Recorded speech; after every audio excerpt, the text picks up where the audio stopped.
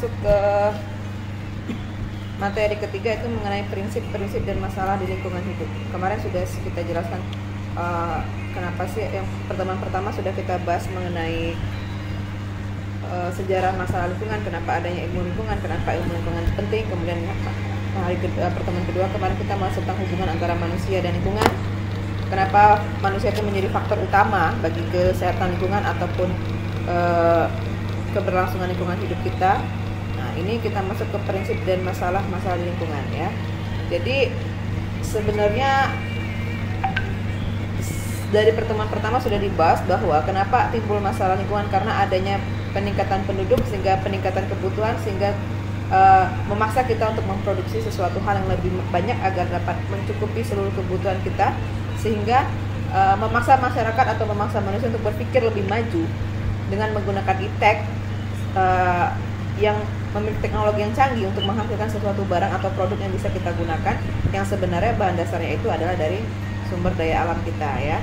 Nah, ternyata tanpa disadari bahwa hasil atau sisa dari perkembangan iptek itu maka juga mempunyai efek sampingnya berupa masalah pada lingkungan.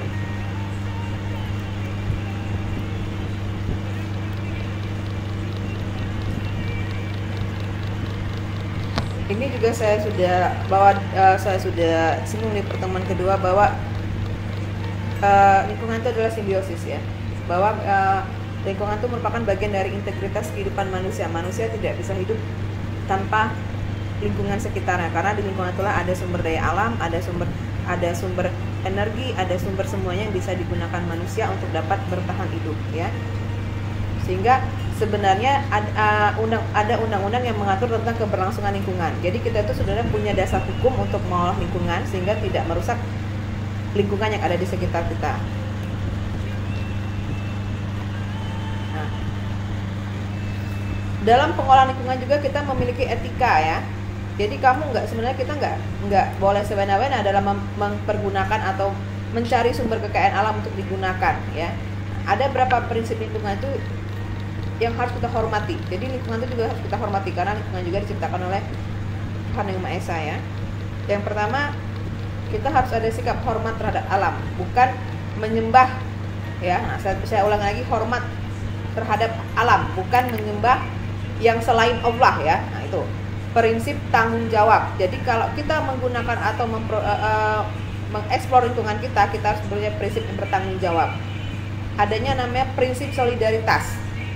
Berikutnya ada namanya prinsip kasih sayang dan kepedulian, prinsip hidup sederhana selaras dengan alam, prinsip keadilan, demokrasi, no harm, dan prinsip integritas moral. Nanti kita jelaskan apa itu ya.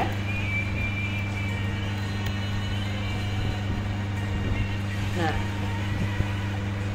ada beberapa masalah lingkungan yang timbul ya di dalam lingkungan kita sehari-hari. Itu ada sebenarnya kerusakan lingkungan itu ada secara alami ataupun ada secara buatan atau faktor dari manusia. Nah, misalnya kalau secara alami itu ada letusan gunung berapi ya, gempa bumi dan angin topan. Sedangkan yang berupa hasil dari buatan faktor manusia itu terjadinya pencemaran, baik itu pencemaran udara, air, tanah dan suara.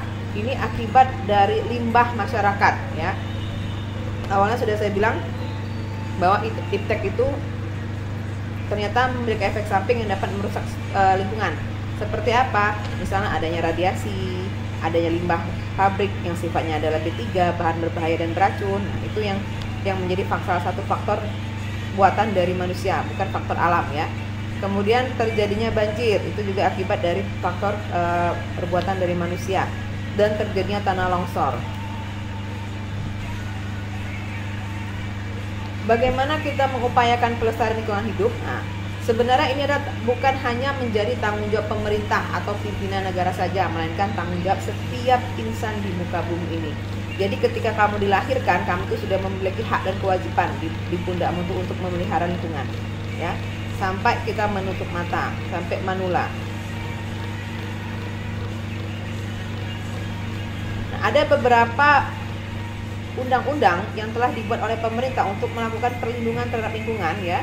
Itu yang pertama itu adalah Undang-Undang Pokok Agraria nomor 5 yang mengatur tentang tata guna tanah. Jadi tidak sembarang tanah bisa dijadikan bangunan. Makanya kenapa kalau kalian ingin kalau ada kita mau membangun ya, misalnya membuka arena lahan gambut menjadi perumahan atau mall, itu harus ada izin bangunan, harus ada supervisi, karena apakah itu akan mengganggu lingkungan sekitar atau tidak ya.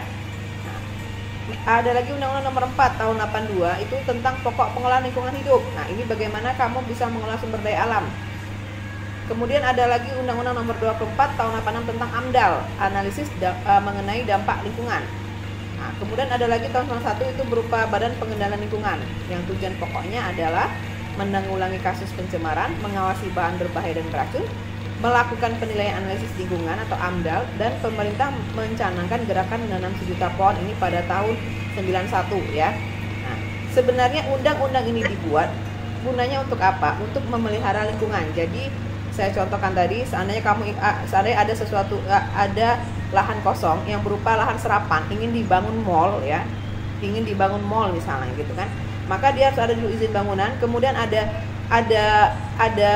penilaian terhadap mall tersebut, bagaimana dengan limbahnya nanti, apakah mengganggu masyarakat, apakah dengan membangun mall itu akan merusak lingkungan sekitar, apakah akan menyebabkan pencemaran yang berbahaya, apakah dia menghasilkan limbah berbahaya. Kenapa pabrik-pabrik itu, industri itu selalu berada di pinggiran kota? Harusnya ya, pabrik-pabrik itu berada di pinggiran kota. Industri-industri yang menghasilkan limbah bahan berbahaya dan beracun itu harus ada di jauh dari wilayah pemukiman masyarakat. Why? Kenapa? Karena tadi dia sudah melalui beberapa analisa AMDAL sesuai dengan undang-undang, maka limbahnya itu tidak akan mencemari lingkungan masyarakat. Namun sekarang kalian lihat, kalau kita lihat malahan banyak pabrik atau industri yang berada di tengah-tengah kawasan pemukiman masyarakat ya. Ngerti sampai di sini nak? Atau saya kecepatan ya? Maaf Bu, sebelumnya banyak yang belum masuk Bu. Oh belum masuk ya? Kok iso ya nak ya? Iya.